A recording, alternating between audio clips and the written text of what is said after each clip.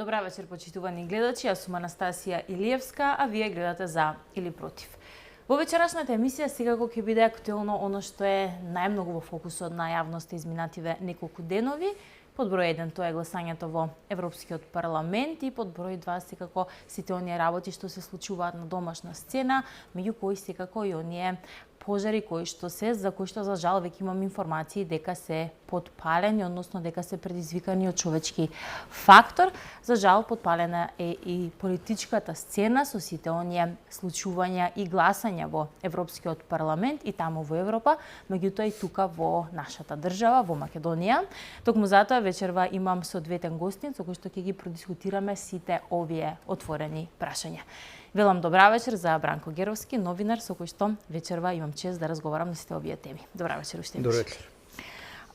Пред 2 дена го беше изгласен извештајот за напредокот на Македонија за 2023-2024 година. Меѓутоа беше изгласан без она што значеше македонски јазик и македонски идентитет. И токму овие две точки во суштина беа и иницијатор за сите оние бурни реакции кои што беа во првичната форма, кога требаше да има првично гласање, кој што во суштина беше одложено. Па најпрво би почнала од тука, колку одлагањето на гласањето даде простор да се случи ова што се случи пред 2 дена, односно токму ваѓањето на македонскиот јазик и македонскиот идентитет од документите, и дали можеше ние да предвидиме или да очекуваме вакво решение на целиот овој процес? Јас мислам дека идејата воопшто да во европскиот извештај известителот Вајц да предложи спомнување во една најбенигна форма, како почитување на македонскиот јазик и идентитет, прво, како што и самиот каже, воопшто не била спорна, зашто тоа да не се каже, ако веќе се тврди од страна на Европската Унија дека Унијата, членките немаат никаква дилема околу самостојноста на нашиот идентитет и неговиот историски континуитет, значи кој е така, тогаш не би требало да биде спор, да имало спор околу сето ова, но лично мислам дека идејата на известителот била да се тоа запише некаде во овој извештај како еден потик за Скопје, за властите во Скопје, да конечно пристапат кон внесување на бугарите во уставот. Пораката требало да биде, претпоставувам, ама мислам дека е сериозна таа претпоставка. Ете, ние го спомнавме вашиот идентитет, вашиот јазик, немаме дилема околу тоа, немаме проблем. Ако ние немаме проблем, друга гаранција не ви треба, повелете, пристапете, преговарете. Тоа требало да биде еден гест, бидејќи во друг контекст и не се спомнува македонскиот идентитет во извештајот, освен во таков еден во форма на гест. Нема некој значење, нема некој, не се вели дека, не знам, нешто треба посебно да се разговара, преговара околу сето тоа. Кога еден таков гест е невозможен, односно Софија очигледно притиснала, работела на тоа сериозно, а сите земји членки на Европската Унија, клучните, се согласиле дека под тој притисок, потпадна под тој притисок, че ако таков еден гест не е возможен, тогаш е јасно што ова значи.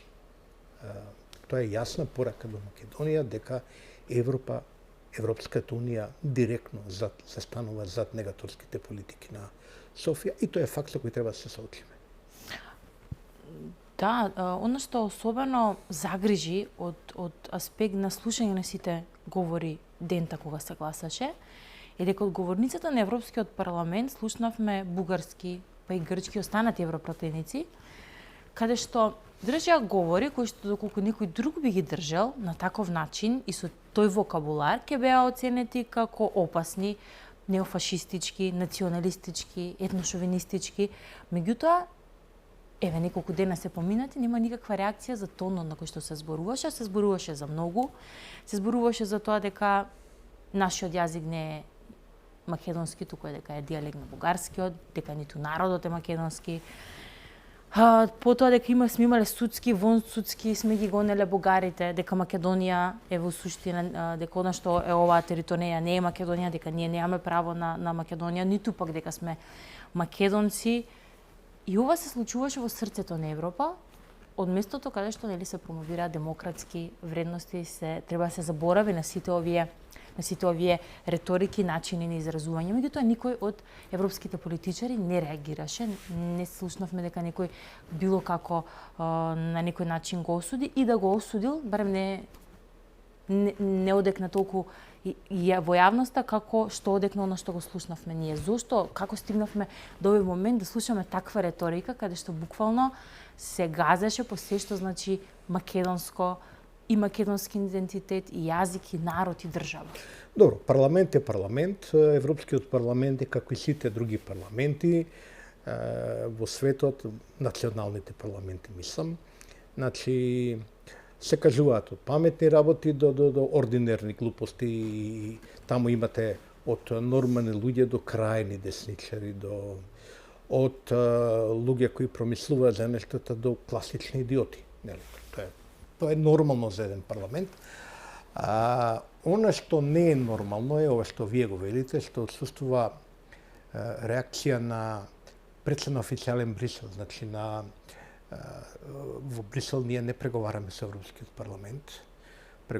Наш контрапартнер, друга страна, Европската комисија, има таму комесар за проширување, господјата Марта Кос, која дека објаснуваше како гледа на македонскиот идентитет, пинџур, полнати пиперки и такви некои слични кулинарски специјалитети. И сега, после ова, реално требаше да се очекува, а не единствената порака во врска со ова од страна на Брисел, да дојде од локалниот амбасадор Рокас, да не теши овдека дека тоа што било кажано, не било кажано, или еве да употребиме нели таа българска фраза дека тази дупка не е дупка, нели? Тоа е трагичното во ситуација, тоа е дополнително понижување за Македонија, атрибуирано на Европската Унија, да се разбереме. Парламентот е тој што избира Европската влада, односно Европската комисија, и ако се преслика таа логика на пренесување на власта како во секоја нормална демократска држава, тоа е централна институција. Тоа е Брисел, тоа е Европската Унија. И ние примивме таа порака без сериозна некаква задршка од официјален Брисел, од луѓето, и оно што е важно, имаше реакции од Софија. Имаше честитка од Борисов до софиските пратеници и така натаму. Има денеска барање од софиски политичари нешто сега мицковски да се извинувал, поради не знамо на нота и така натаму. И реакции има, тоа се реакции на ликување, тоа се реакции на како да кажем, изрази на недобрососедство, изрази на непријателство во крајна линија. И пак речам, ние треба како македонци, како политичка јавност, како луѓе што действуваат во јавниот дискурс, а и обичните граѓани се соочат со тоа дека тоа е факт. Ја напишав на колум на секое зло, нели, за добро е. Сега нема многу добро во ова работа, освен едно нешто. До сега имаше во Македонија поделби, размисли као види, ние може да сме криви, можеби ние претеруваме, можеби ние треба сега ова да ги ставиме горете во уставот, па ќе тргне возот. Сега е јасно е што е што. Толку се јасни пораките, што мислам дека сега веќе на секој граѓанин му јасно дека ние имаме малку посериозен проблем, колку што сака да представат некои луѓе што велат да поминеме со лесно, нема со лесно поминеме. Да, пораките се јасни, најјасно ни беа кажани од европратениците, меѓутоа како што кажавте и од пораките што ни доаѓаат од Бугарија сега, од делот со извинување па се до она што значи долгорочно спроведување на нивна политика. Меѓутоа, убаво напоменавте дека од една страна нас како народ треба на секој ден да му биде јасно и верувам дека на секој ден му е јасно дека јасни ни се пораките, меѓутоа јасно гледаме дека бугарската страна е единствена, па дури и грчката страна е на страната на бугарите во цела ова во сето она што сега значи пораки кои што се испраќаат и се обединети и се на иста страна, меѓутоа кај нас повторно дома ни се случува проблем, односно и кај нас имаме различни толкувања на оно што се случуваше во Европскиот парламент. Па наместо критиката можеби да се упати и да се искоментира начинот на кој што пратениците, па сега официјални политичари од Бугарија коментираат, ние имавме поинаква реторика малку. Еве да го земеме на пример пресуд на Венко Филипче кој што го имаше и на кој што буквално кажа дека ова во суштина дека е најголемата губитничка позиција во која што се нашла Македонија и вината не слушнав дека ја кажа и не ги осуди можеби начинот на кој што се зборуваше во Европскиот парламент, но како прво гледате на пресконференцијата на лидерот на опозицијата Венко Филипче и што порака испрати во својот говор? Венко Филипче е политичар од мал формат. Тоа е, како да кажам, малку и понов политичар, тазе политичар, како да кажам, а да не употребам да избегнам некој погруп збор, просто политичар мал формат. Многу и не очекувам да се каже во смисла на некаква идеолошка оценка или проценка, иако сум зачуден зашто таа партија која тоне од избори во избори нема ниту една друга посериозна политичка идеја, идеолошка опција, некаква алтернатива што ќе ми понуди граѓаните, освен онаа фраза на Венко Филипче, јас ќе го жртвам својата политичка кариера и ќе го потпишам, тоа што се бара од мене да го потпишам, големата политичка кариера и големиот значаен потпис. Ништо нема Македонија од таквата жртва. Така што тоа ме чуди за СДСМ. Бидејќи истовремено, на пример, читам луѓе кои значеле нешто во СДСМ, кои сериозно е. Никола Поповски има еден пост на Фејсбук, повторува всушност свој пост од пред 5 години, кој што отворено и јасно кажува, вели Никола Поповски добрам од СДСМ, он е Никола Поповски, професор од Никола Поповски, нели? Кој вели време да се откажеме од овој, да се благодариме.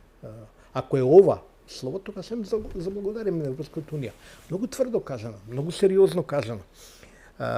Се подсетував во овој денови и на изјави, на пример, ова заличува ситуацијата во која сме сега е како Македонија после Лисабонската декларација во 1991 или 2, може ќе сгрешам, мислам дека е сепак втора година, да, јуни 1992 година, кога Европската тогашна заедница, Европската унија донесува одлука дека ќе не признае само под име кое нема да го содржи зборот Македонија. И сега нормално тука настанува драма во Македонија, меѓутоа тој што ги теши и што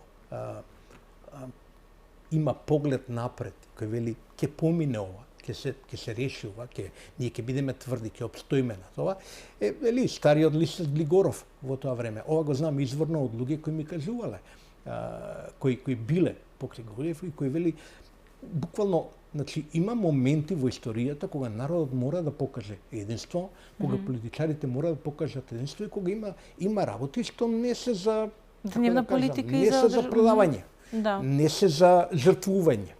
Не може никој во нашиот идентитет да го жртвува со подпис, ни во име на сегашните, ни во име на нашите минати генерации, на моите татко, мајка, вашите и така натаму, и ниту пак во име на нашите идни поколенија, сега ќе жртвувам својата кариера, голема работа.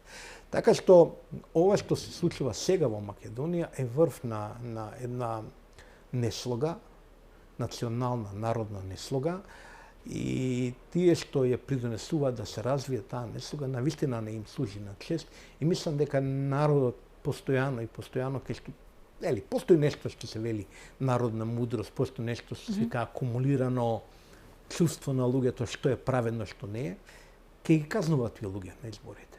Едноставно вика, не, добро, тоа се разбираме ние тие филозофии, ама ние се вас ќе ве казниме. Зашто? Што не сте како што треба. Луѓето тоа го чувствуваат едноставно. Не е како што треба ова што го зборуваат луѓето што застануваат на пробугарска позиција сега во Македонија. Просто не е како што треба. Не може да не убеди. Многоденството луѓе не може да не убедат со никакви еквилибристики, со никакви, не знам, паметни думи и зборови, така, веќе нема такви. Има ли можност за, споменавте вие ово што во одговор на прашањето, дека е потребно национално обединување? Тоа го побара и политичките лидери, премиерот го побара, го поддржаа одредени други политички лидери, меѓутоа се чини како нас да ни е потребно национално обединување години наназад, ама никако да стигнеме до тој момент. Далеку ли е, невозможно ли е, возможно ли е, како гледате на сето тоа? И што треба да се случи повеќе од сето ова што досега ни се случило, за да ни стане јасно дека буквално националното обединување, имањето на јасен став, а не да имаме различни крици кои што стигаат од Македонија кон, нели? Видите, не е работата само да кокодакаме околу обединувањето. Ние знаеме тоа да го правиме во прилики и кога немало околу што се обединиме. Например, сега не можеме да се обединиме, ајде да го заштитиме криминалот, па да се обединиме околу таква вредност.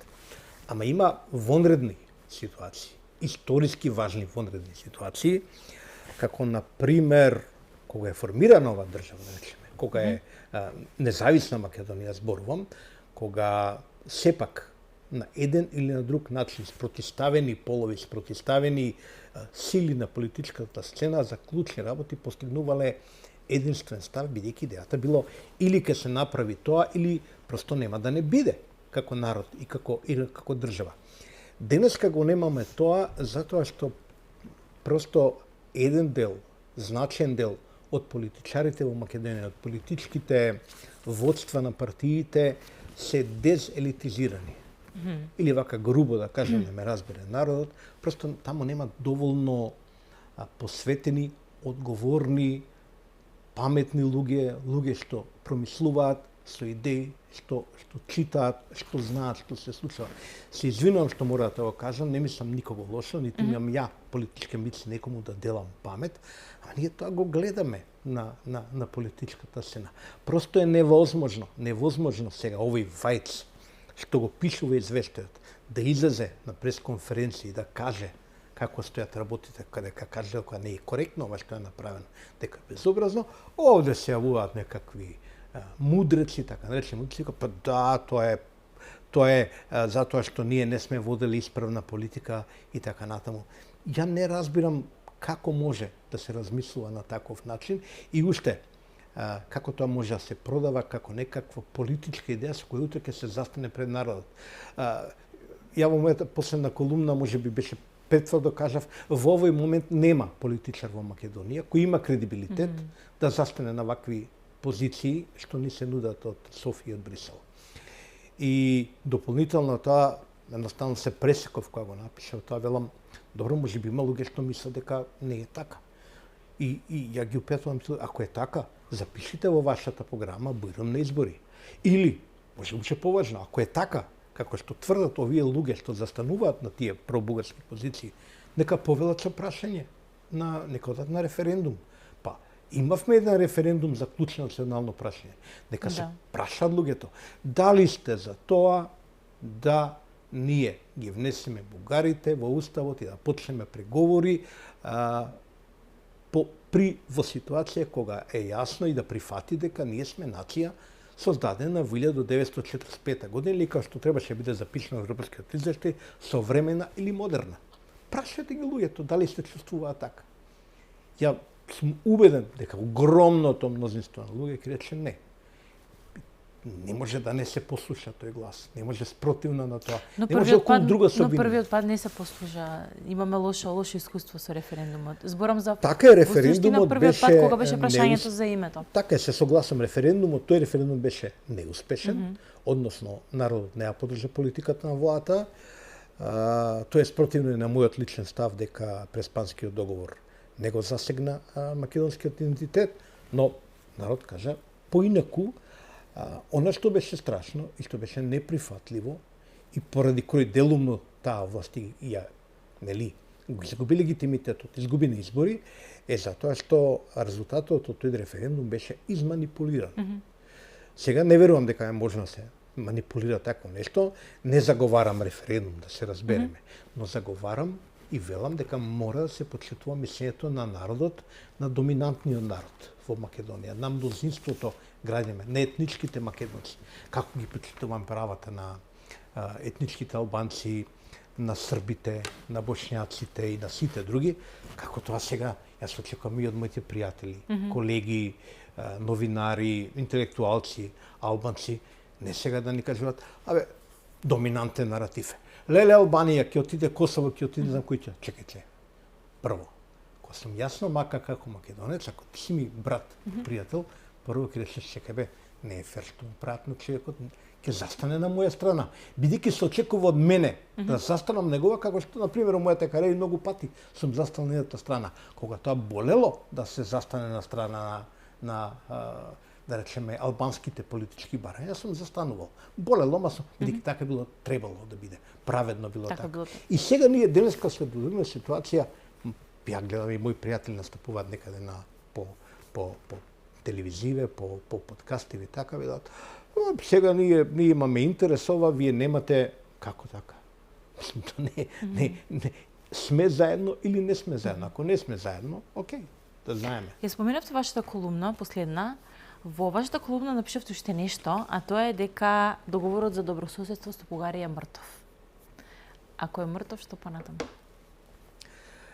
Да, во овој момент мислам дека и преговарачката рамка и договорот за добрососедство Бугарија се мртви, бидејќи ова што се случува сега не се никакви преговори, ова се само уцени на кои се очекува од властите во Скопје да попуштаат, а ова што се случува како реакција од софиските власти и од политичарите подолго време, изразено во десетици изјави, во неколку декларации на Софискиот парламент, на бугарскиот парламент во Софија, нели, е се само недобро соседство.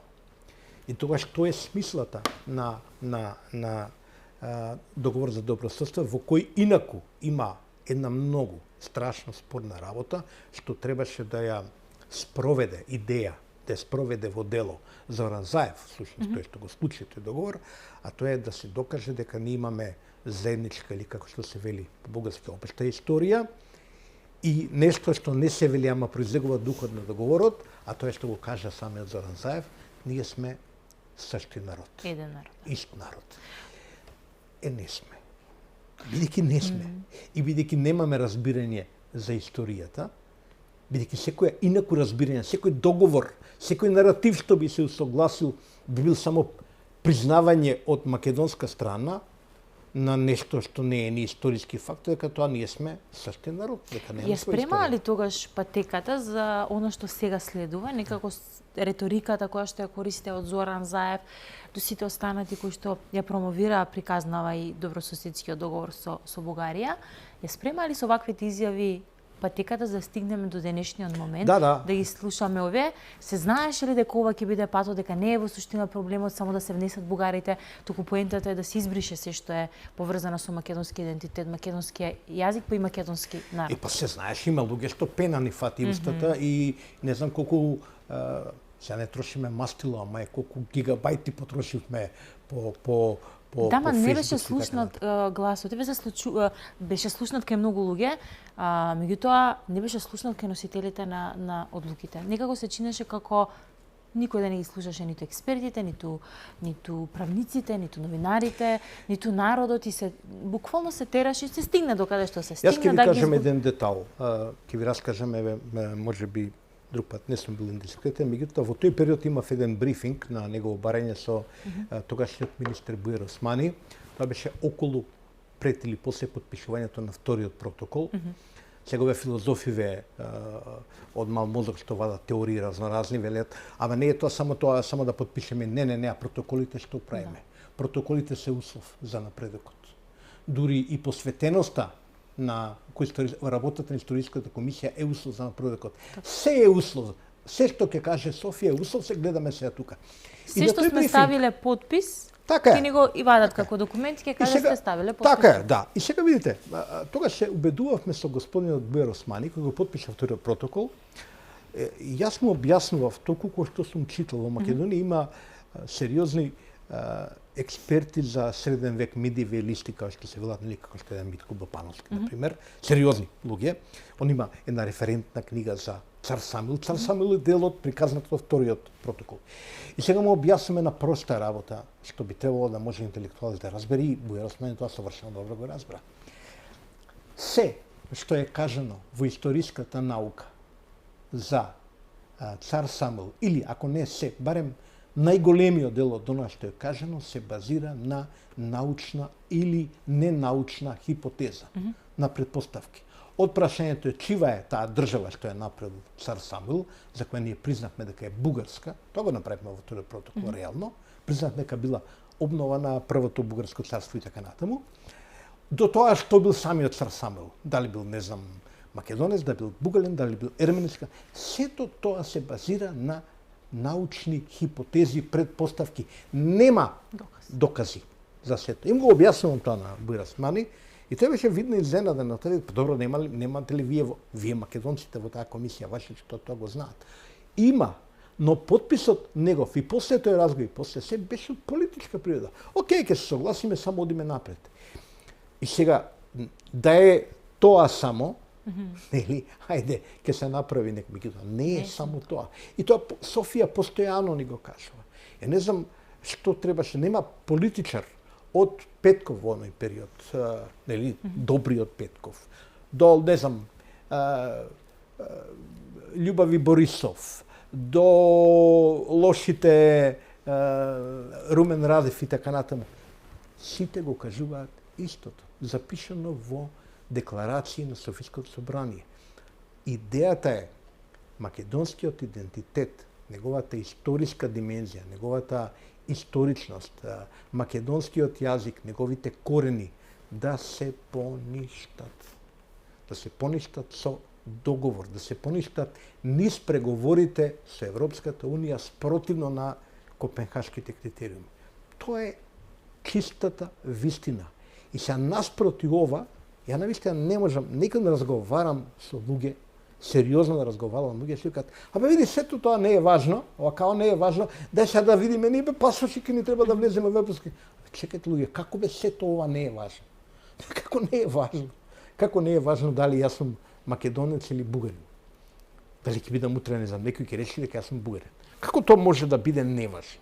Зошто им е важно тоа на сите во Европа? Зошто е важно дали си Хрват? Зошто е важно дали може да вреснеш во среде Загреб за дом спремни, нели? Што се случи да не па се тоа све се објаснува као, па тоа е демократија. Таму е демократија, таков национализам. Овде е недемократија ако ние речеме, абе ние сакаме да сме македонци, не влагаме ако не сме не македонци. И немам дилема околу тоа, морам да кажам. Ако е основата тоа, да се приклонувам како стави како кон овој Никола Поповски, луѓе од СДСМ, поранешниот секретар на СДСМ, да нема забуна, или од такви луѓе кои велат просто едноставно. Ако не можеме да влеземе такви какви што сме, нема потреба да влагаме.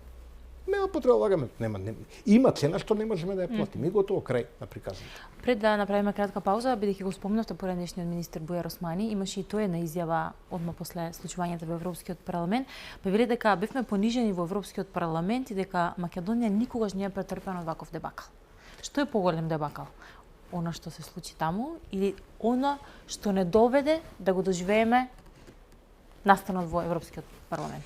Видете, за разлика од мене и вас, за разлика од нашите гледачи, за разлика од многу други, Бујар Османи, кого го почитувам, и денеска имаме пријателски однос, без разлика што сме на многу различни позиции, сега тој е политичар, јас сум новинар, не сме ни на исто рамниште, да речем, не е ни битна таа наша разлика во крајна линија за гледачите, но има една битна разлика меѓу нас двајцата.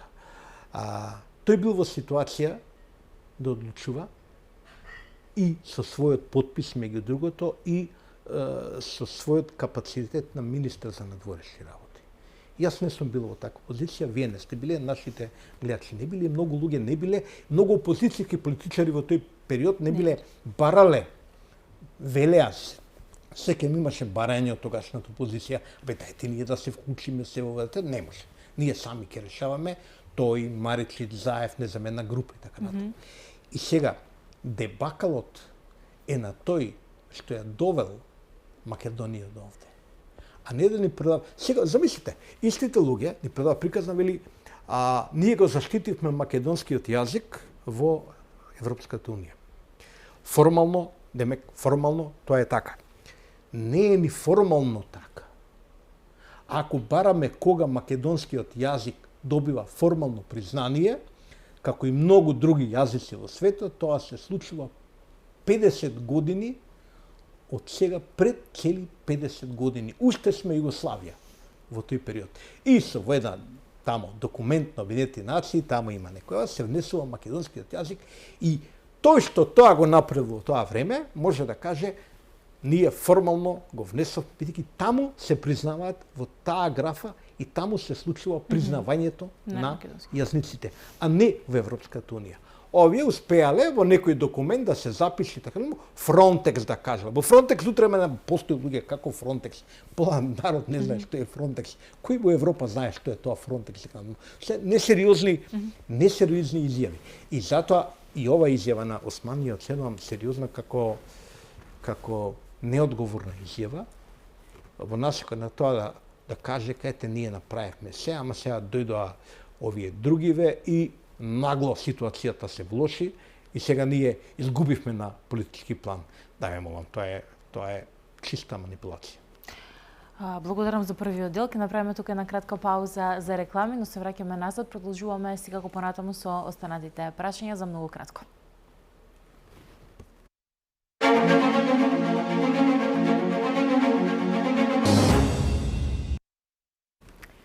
Се враќаме назад во студиото, почитувани гледачи. Денеска вечерва разговарам со новинарот Бранко Геровски. Зборувавме во првиот дел за сите оние случувања поврзани со гласањето во Европскиот парламент, како стигнавме до таму и каде одиме сега. Меѓутоа, уште кратко нешто би сакала да прокоментирам во оваа насока, тоа е дека Македонското министерство за надворешни работи го свика амбасадорот на Бугарија да му врачи нота. Токму поради начинот на кој што министерот за надворешни работи на Бугарија го нарече нашиот премиер северно-македонски премиер. И настана бура реакција одма после тоа, да стигнеме до момент да веќе имаме и барање од бугарскиот премиер да се извини македонскиот премиер за она реченица и она поврзано што е помеѓу како беше, која точна реченица, некоја поврзано помеѓу глушецот и лавот, односно дека во таа насока беше кажан зборот, меѓутоа настанува сега еден пинг-понг дипломатски, кој што кажал како кажал, но она што е најинтересно е во реакцијата на Бугарија е дека Бугарија нема да дозволи говор на омраза. Во извештајот овој што беше усвоен сега, исто ја мислам дека властите во Скопје треба да го избегнат понижувањето на официјалното примање на тој извештај. Да не го примеме сликање. Па ќе го прими некој таму има. Ама да не биде има во секретаријатот има архива, има архивари таму, има работа, некој го прими, некој било кој, зашто да го прима? Ја не би го примил, ако мене ме прашат. Не ме прашува, се разбира, не е битно.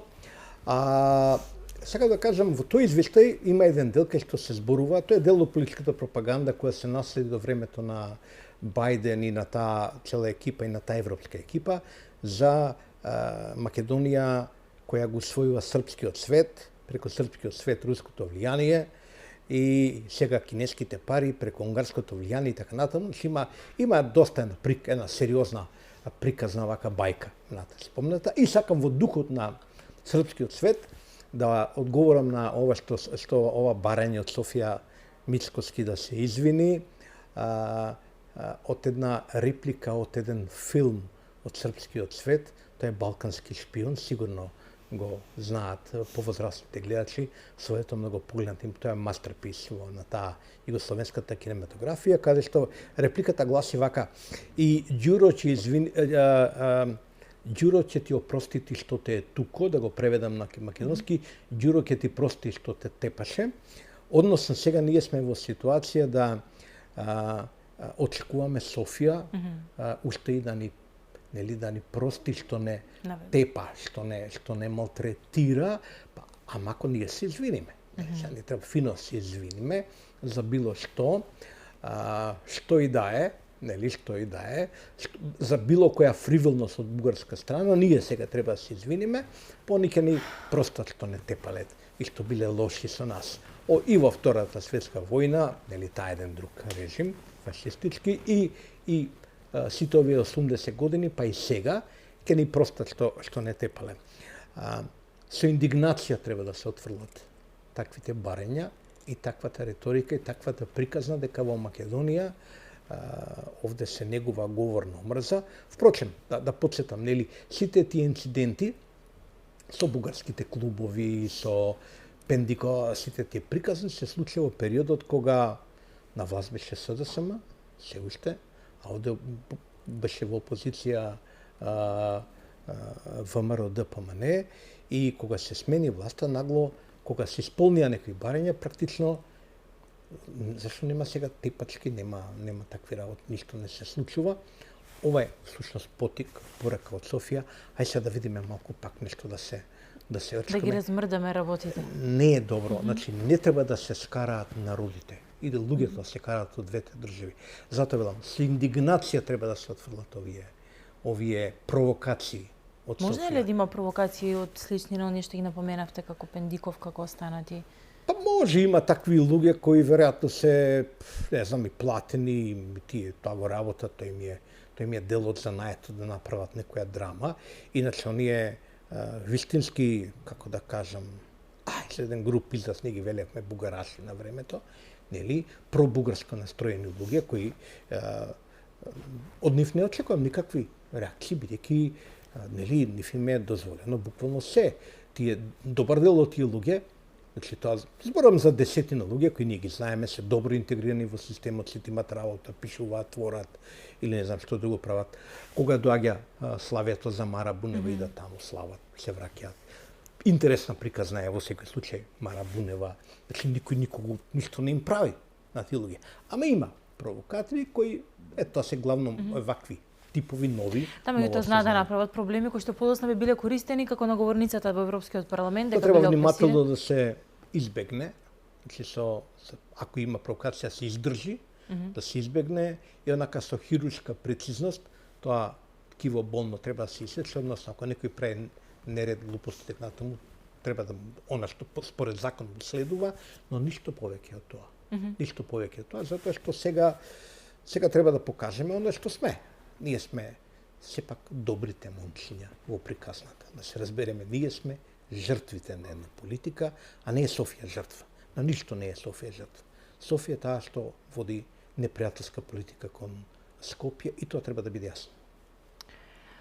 Ги споменавме поединците кои што можат да подметнат политички несогласувања, но за жал имаме ние и други индивидуалци кои што веќе имаме докази да го подметнуваат други потпалувања, за жал на шуми. Се враќаме на оние проблеми со кои што навистина се соочува Македонија и има предизвици, особено дека Центарот за управување со кризи објави на мапа дека навистина имаме предизвикувачки период во некој што следи поради сувата вегетација, дека голем дел од територијата на Македонија за жал е под опасност од пожари, но она за кое што сакаме да се фокусираме на пожарите, бидејќи многу пожари наеднаш се случија и она што е најалармантно е дека имаме веќе докази, односно беа фатени луѓе, поединци како ги потпалуваат тие пожари. Станува збор за пиромани или треба ли да одиме на некои луи размислувања дека може да има и политички пиромани? Прво не сакам да го употребувам зборот пиромани, бидејќи секој потпалување пожар не е пироманија. Пироманијата е болест, дијагноза, психијатриска дијагноза. Овие луѓе верувам дека не се пиромани, ако има такви што намерно потпалуваат. Сега сето тоа е во фаза на прва фаза на политичко обвинителска истрага, да речам. Треба да се види зашто тие луѓе носеле бензин, не знам, петарди и така натаму. Но не мора да значи дека е пироманија, просто имам луѓе кои може нарачка, може би... Токму тоа беше прашањето, ако се пиромани има нели природен нагон да запалат. Да. А меѓутоа другиве немаат таков природен нагон, може да имаат. Зошто би го направиле тоа? Тоа ми е во суштина прашање. Да, можно е и јас сум љубопитен да видам до каде ќе доведе истрагата. Она што мене, од друга страна, да бидеме и реалистични, лето е, жеско пеколно лето, практично сите претходни лета пеколни, пожари има овдека, пожари на секаде, имаше скоро пожари на Крит, катастрофални.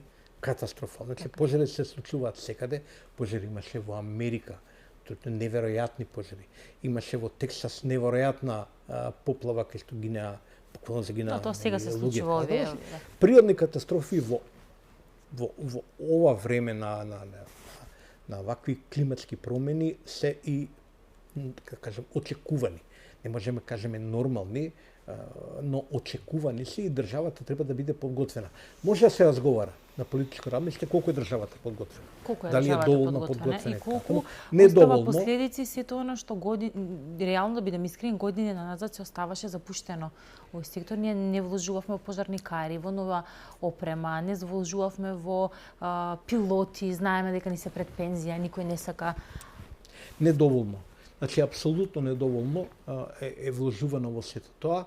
Своја одговорност имаат генерации македонски политичари кои кревале раце, одлучувале кај ќе се трошат државните пари и недоволно вложиле во сето тоа, а купувале автомобили, се друго што треба за удобно владење, нели? Значи, да, постои политичка одговорност, постои веројатно одговорност и во влада, затоа што можеби порано требала да се доподготви за оваа ситуација, но од друга страна треба да имаме фери коректни во оценките. Постои една маса луѓе кои во тие единици на противпожарни единици, во центрите за управување со кризи, вклучително го и овој Стојанче Ангелов, нели, кој мене насине в порталот Плюс Инфо редовен муштерија за правење шеги, нели, поради неговата специфична артикулација на ставови, мислења. Значи, тој понекога се лути, пак се слушаме и така натаму, но и сега би го обвиниле, например, за онаа изјава негова, нели, не ни треба дронови, треба ќе им даеме пиво да гледаат во планината кога ќе дојде пожарот, не ни требаат и дронови, се ни треба, како ова. Меѓутоа, од друга страна, па мора да име реални. Луѓето даваат се од себе. Да. Излегуваат тоа на терен. Тоа е дефинитивно така. Не само луѓето, и граѓаните се сплотени, да. И сега во таа ситуација мене повеќе од ова, како рековте вие, по подпалување на пожари ме загрижува она подпалување на таа злорадост, на таа една злоба кај луѓето и на таа желба од се да се извлече некаков политички профит, па и од трагедијата на другите луѓе. За среќа, во момент, иако има последици, имаме и штети, имаме и, мислам, дека 2 жртви до моментов, ако добро собирам. Тоа е трагично, но не е, како да кажем, може да биде многу потрагично, во многу држави е многу потрагично. И во таква ситуација вие да вадите, како да кажем, злобни коментари. Има дури коментари по социјалните мрежи во кои се баш пиромански, или ја ги нареков пирофилски, она пирофил е човек што ужива кога гледа пожаре, и неговото задоволство доваѓа до степен на, тоа е пирофилијата, состојба, до степен на сексуална возбуда и екстаза. Какви луѓе има во ова, и се пазете кога тоа се преточува во политичкиот дискурс, тоа е навистина тажно, ја тие луѓе ги читам, ги гледам, опасно е, пред се, просто не можам да препознавам некои од тие ликови. Ти се знаеме, Скопје е мало, Македонија е мала. Нели, сите ние се знаеме. Него себе се чита себе човек. Види што збори овој, што пишува човек. Дали е овој со сите, дали е во ред, да не му треба некоја специјална помош, подршка, психолошка подршка, не знам, некаква група за подршка да се формира околу овие пирофили, да седат тамо, покрај некој оганче, па да се лечат и така натаму. Тоа е она што загрижува. Во вакви околности, во минатото, не знам, па и во на комунистичко минато наше, социјалистичко, на кое се сеќавам, имало еден друг однос. Просто излегуваат луѓето и одат заедно и се трудат. Па има во нашите, се случува тоа по селава, по шумиве, каде што е ова. се собира селово, луѓе одат, гасат заедно, па никој никога не праша ти од која партија си, што си, за кого си гласал. Така и си имаше само организација помага луѓето реално и на Па што да прават? Тоа е природно, тоа е природна реакција природен инстинкт, така е Апсолутно е не... Ова што се случува делумно на политичката сцена во дел од коментарите е најмала рака неприродно, да речеме ненормално. Тоа е неразбирливо. Први во редовите за борба треба да излезат сега партиските подмладоци, водствата на партиите треба да излезат тамо на терен, не за друго, не за да се сликаат. Иако убаво и да се сликаат, па да ги видиме малку да се прошетаат на терен. Нека се сликаат, не би им пречело. Но поентата е да придонесат кон мобилизација на граѓанството, мобилизација на свеста. Дел од пожарите, се разбереме, се поради невнимание. Дел поради луѓето користат, еве шанса да ги запалиме страништата, па што биде. Видете што се случи во оној отпад тамо, невнимание. Значи, тука има неодговорни луѓе поединци, потребно да се развие свест дека ова. Се уште луѓето одат во шума, нели, кризна ситуација ова, и трнале се идеме во шума. Кајде тебе во шума, нели? Палат скара, ајде сега да ти правиме скара, нели? Потребно да се развие свесно дека некои работи не може, дека се опасни, дека треба да се помогне. Кајде ги гледаме политичарите ако не во такви околности со народот во кризните региони? Ја би сакал тоа да го видам. Нека и е чист популизам, а би сакал да го видам. Па и би покренале, нели, иницијатива, би биле пример за другите како треба на крај на денот, нели? Така, па и нека чарат нешто тоа, нека чарат, не спор.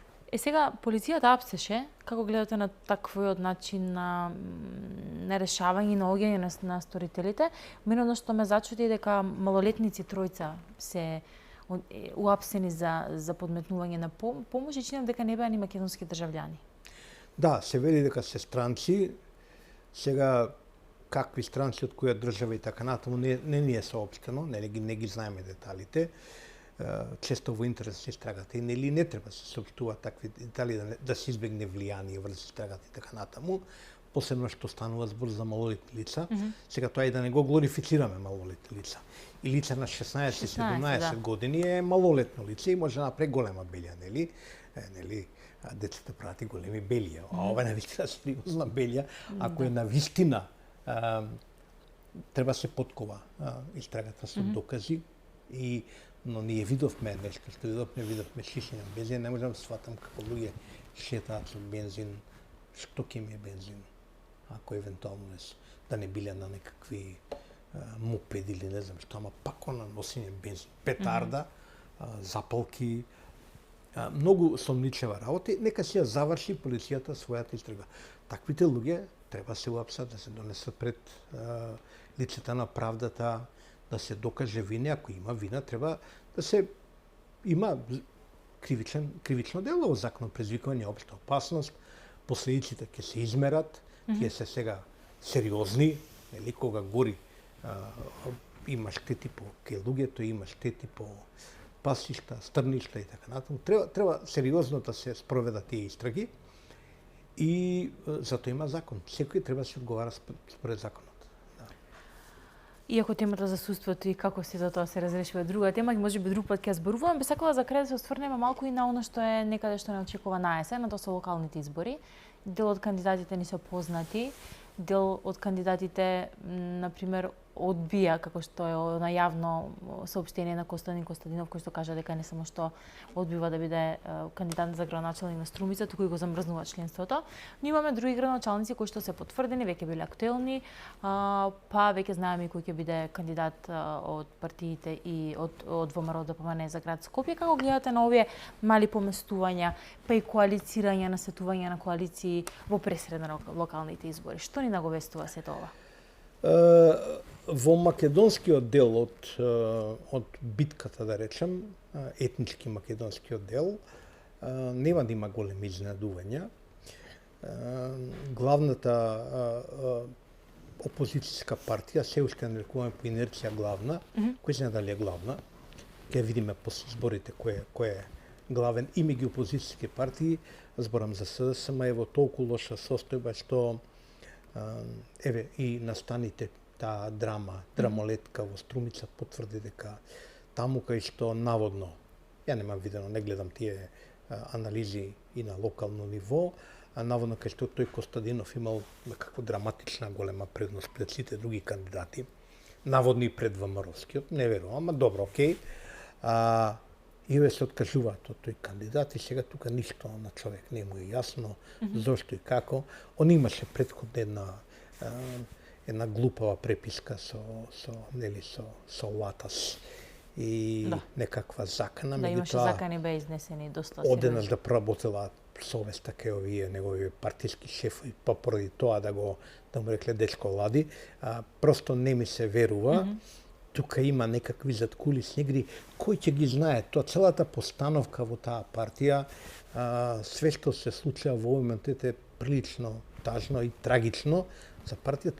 Тажно и за Македонија, сакам кажам, лошо е за Македонија и кај одам сега, ова е второ место кај што сум прашан на оваа тема, јас изразам наискрено да и во вакви лоши околности, со вакво лошо водење на таа партија, им посакувам да направат успех еден повеќе од колку што имаат до сега. До сега има нели 4 градоначалници, 5 би било сериозен успех за таа партија, иако има проценки дека може да се случи таква трагедија да останат можеби дури ни без езен. Тоа се проценките. Збориме за екстремно слаби резултати и не е добро за една држава кога главната опозицијска партија ќе нема сила да освои ништо, барем на локалните избори. Секаде локалните избори се шанса и за опозицијските партии, особено и за помалите опозицијски партии, да се факторизираат, ако не друго, на локално ниво.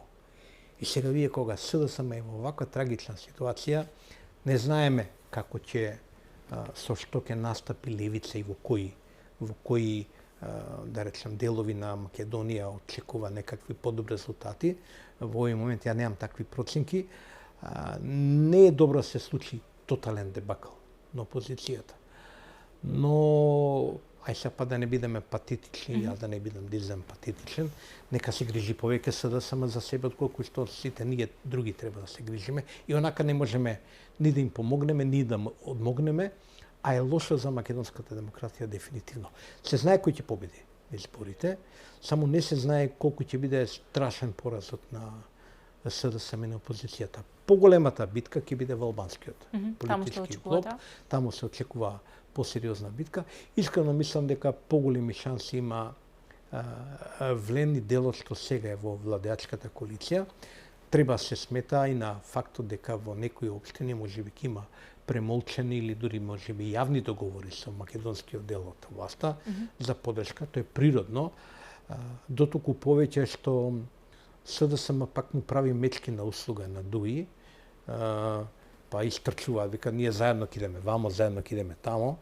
И сега немој бате не ме брани, се вика, нема да ме поддржуваш, ќе ми направи само поголема белја. Не знам, ќе биде голема битка, нема да биде мала битката, но мислам дека шансата се на оние за кои електоратот албански ќе процени дека имаат повеќе можност да вложат пари во општините, во проекти, во обработувања, во клиентелистички однос на крајот. Клиентелизмот победува, тоа е битен фактор на секои локални избори.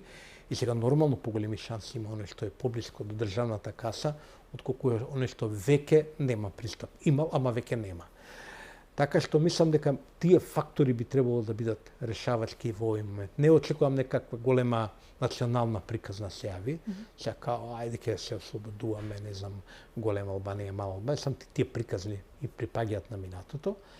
Така што, не знам, јас очекувам дека подобри шанси има делот од албанскиот блок кој ќе се приклонува кон власта во овој момент, како што и реално и порано било така. Ви благодарам многу за вечерашното гостување. Благодарам поканата. Почитувани, тоа беше вечерашното издание на За или Против. Се надевам дека обезбедивме одговори за прашањата кои што ви беа важни и вам. Секако ви посакувам убав остаток од вечерта, убав остаток од викендот пред нас и секако останете на фреквенцијата на телевизија Алфа. Поздрав!